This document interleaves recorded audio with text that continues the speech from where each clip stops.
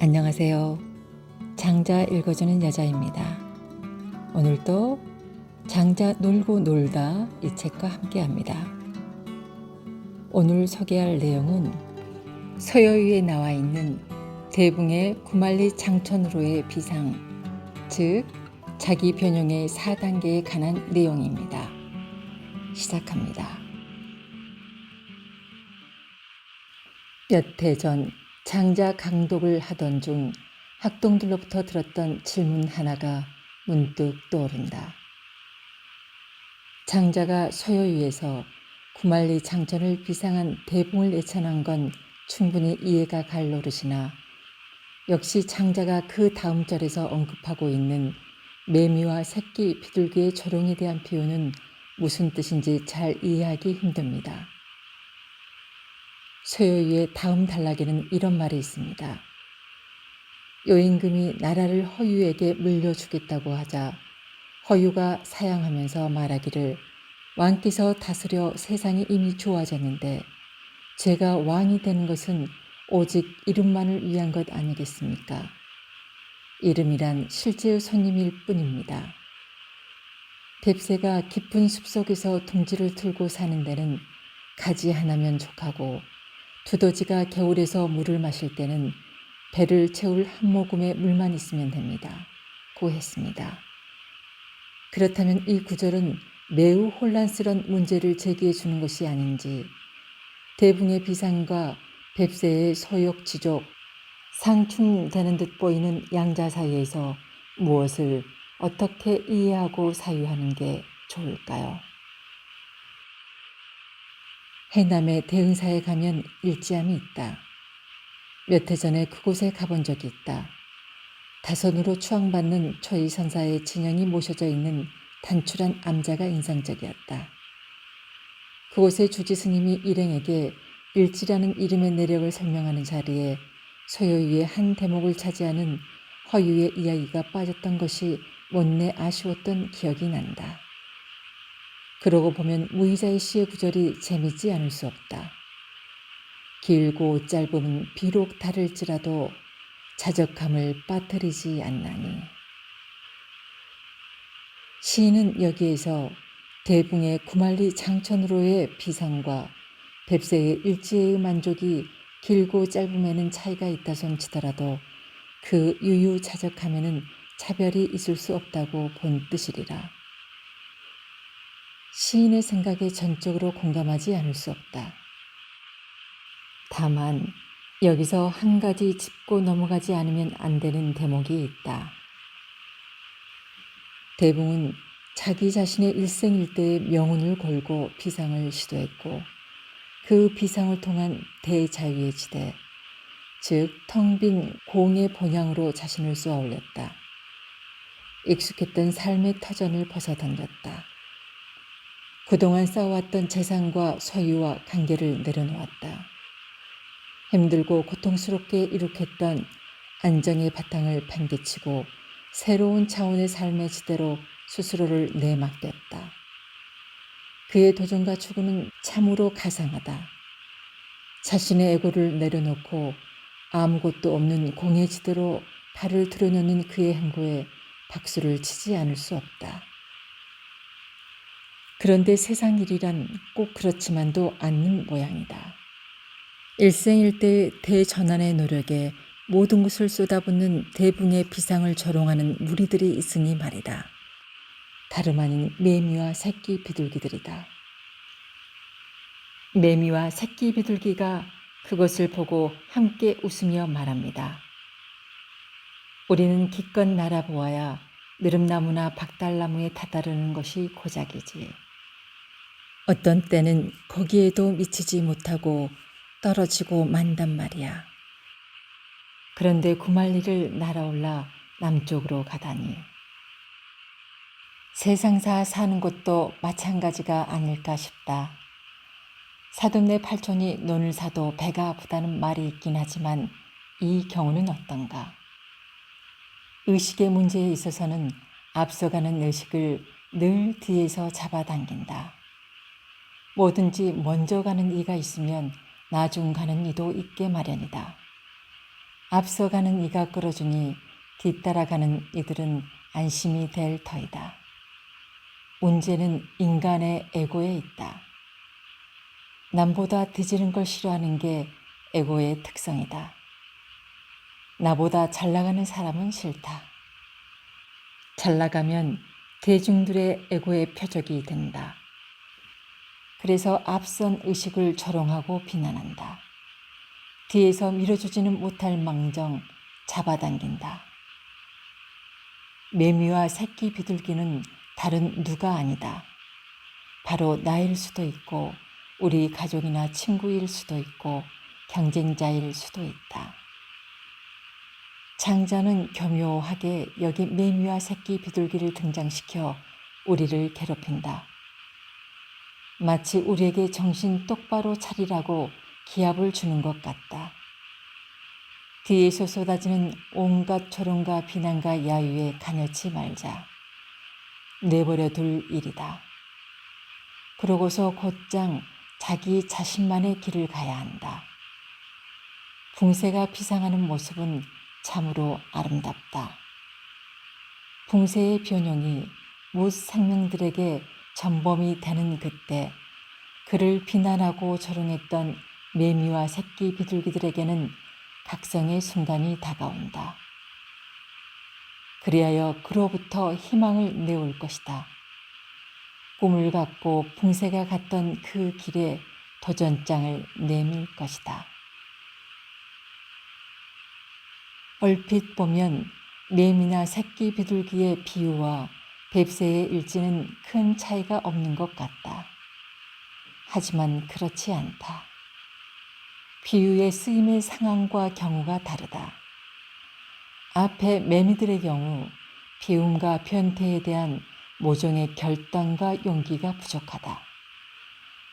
부족함에 대한 변명과 조롱이 문제의 핵심을 가리고 있다. 한편 뱁새의 지족을 말하자면 주어진 상황에 안주하고 집착함과 같은 그런 성격의 문제가 아니라 욕망을 비우고 자족하며 사는 미덕의 본보기로서 사용된 것이다. 문제의 초점이 전혀 다르다. 이 부분의 강건은 이렇다. 장자의 소요의 초점은 욕망의 크고 작음이나 생활 양식의 대소에 있는 것이 아니고 진정한 의미의 자기 변형에 맞춰져 있다는 데 있다.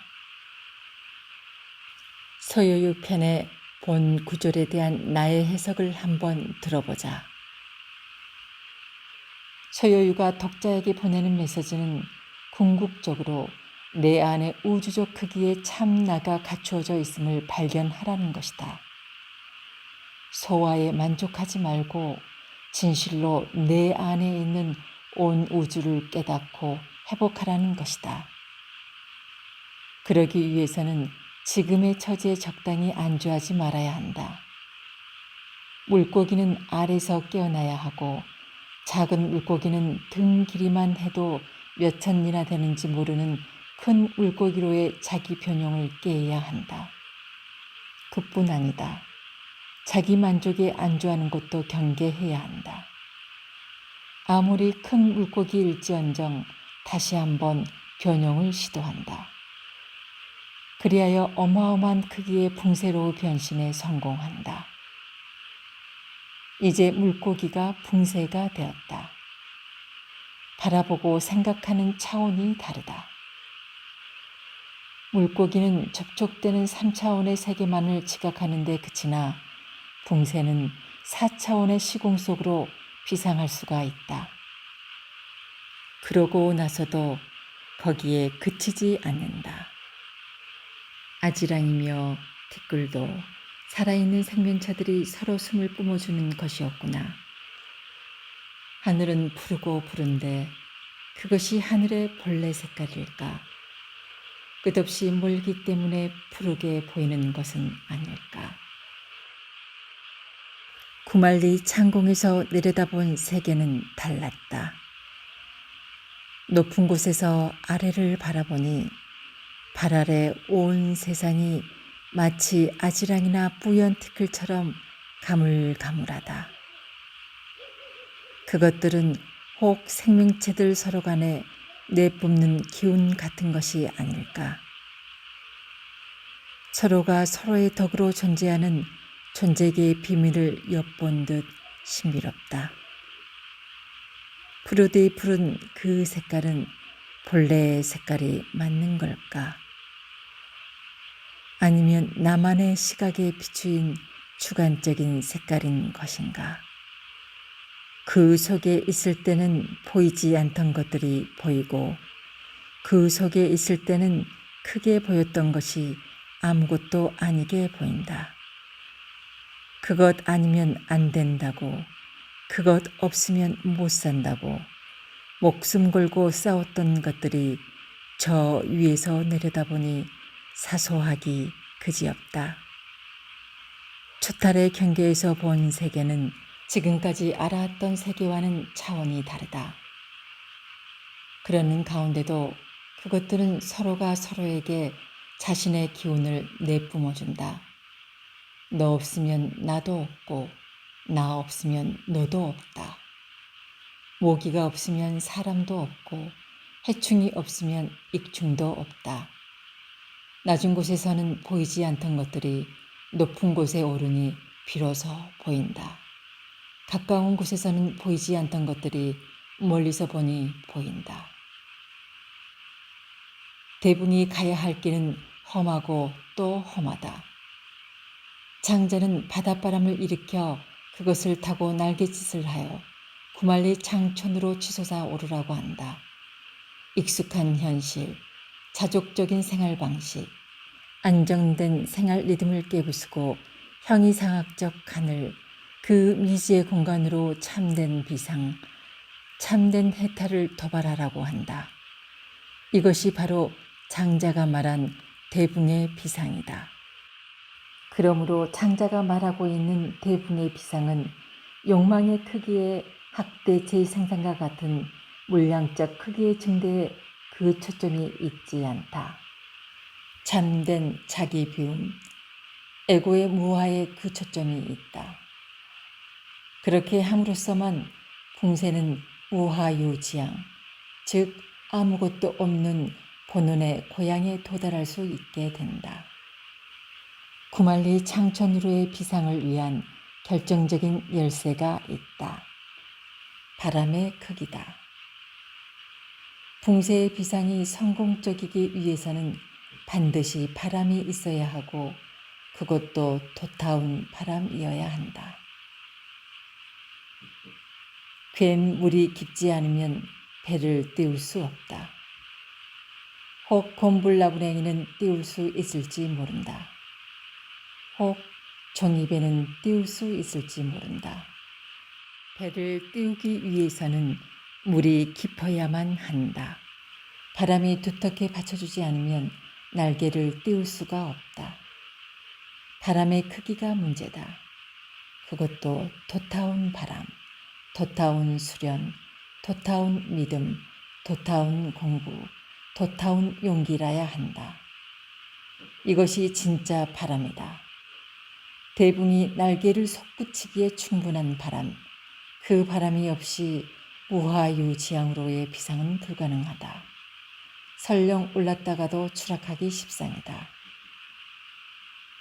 가까운 숲이나 들로 놀러가는 사람은 새끼 식사만 가지고 가도 돌아올 때까지 배고픈 줄 모르지만 백리길을 가는 사람은 하룻밤 지낼 양식을 준비해야 하고 천리길을 가는 사람은 석 달 먹을 양식을 준비해야 합니다.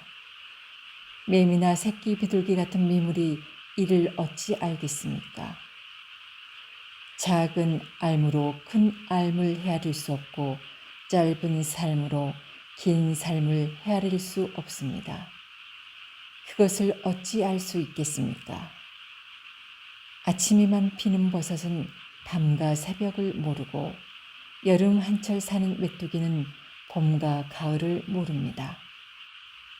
이것이 짧은 삶입니다. 구말리 장천을 비상하는 사람, 그곳을 떠나 다시 남녘의 하늘못으로 이동하기 위해 장착해야 하는 바람은 큰 바람이어야 한다. 긴 호흡으로 날아가야 하기 때문이다. 짧은 호흡으로 가파르게 날아오를 수 있는 길이 아니기 때문이다. 어떤 고난과 역경에도 이를 무릅쓰고 갈 수 있으려면 작은 알무로는 안 된다. 큰 알미지 않으면 어느 곡절에 자초될지 알 수 없다. 짧은 삶으로는 안 된다. 신비의 지대를 통과하기 위해선 느긋하고 여유로운 긴 삶으로 가지 않으면 안 되기 때문이다. 앞에 3단계의 변형을 성취한 대붕에게도 마지막 한 단계가 더 남아있다. 남쪽 하늘의 하늘 못으로 날아가는 일이 그것이다. 그곳엔 민중의 바다, 중생의 삶이 편만하다. 남녘의 바다엔 비상한 대붕의 하강을 기다리는 못 생명들이 있습니다. 공활한 창공에서 해탈의 자유를 만끽하던 붕세는 이제 자신을 기다리는 중생의 품으로 돌아가지 않을 수 없다. 상승은 하강을 부르기 때문이다. 이 지점에서 불가에서 말하는 하화 중생의 뜻과 만나니 그 의미가 잠옷 심장하다.